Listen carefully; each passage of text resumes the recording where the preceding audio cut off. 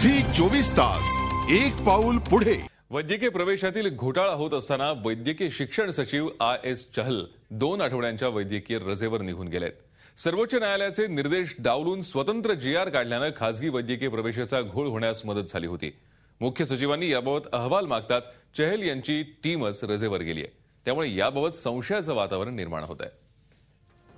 प्रवेश नियंत्रण समितीने खासगी वैद्यकीय आणि दंत महाविद्यालयांचे 250हून अधिक जागांचे प्रवेश रद्द केल्यानंतर शासनाने अद्याप कुणावरही कारवाई केलेली नाही। या घोटाळ्याचे मुख्य कारण ठरला आहे जी.आर. 2 फेऱ्यानंतर तिसरी फेरी शासनाने करण्याचे निर्देश सर्वोच्च न्यायालयाने दिले होते। मात्र हे अधिकार खासगी महाविद्यालयांना देण्याचे आदेश असलेला सप्लिमेंट जी.आर. काढल्याने प्रवेशाचे लिलाव झाले होते। हा जी.आर. काढणारे महाशय आता वैद्यकीय रजेवर गेलेत।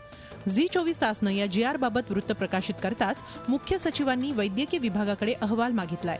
मात्र अहवाल न देताच सचिवांचा चमूच रजेवर गेल्याने संशय अधिकच गडद झालाय। सचिव किंवा यांच्या कार्यालयात जातो, मंत्रालयात जातो, तेव्हा हे जबाबदार अधिकारी तिथे जागेवरच नसतात। सचिव लोक हे गेले कुठे? एक तर जी.आर. बदलून टाकला, नंतर नवीन जी.आर. आणला, नवीन जी.आर. प्रमाणे आता हा जो घोटाळा झाला, या घोटाळ्याच्या समोर येऊन ह्या घोटाळा निस्तरण्याच्या ऐवजी हे सगळे लोक निघून गेले। आता या मुलांचं शैक्षणिक वर्ष वाया चाललेलं आहे। इनफॅक्ट सर्व पद्धतीने हे मुलं निराश झालेले आहेत। एक्झॅक्टली आता करायचं काय? आणि या सगळ्या गोष्टींचं कोणीतरी तर जबाबदार राहिला पाहिजे। वैद्यकीय शिक्षण विभागातल्या सावळ्या गोंधळानं राज्यातील 1,500 विद्यार्थ्यांचं वर्ष वाया जात आहे।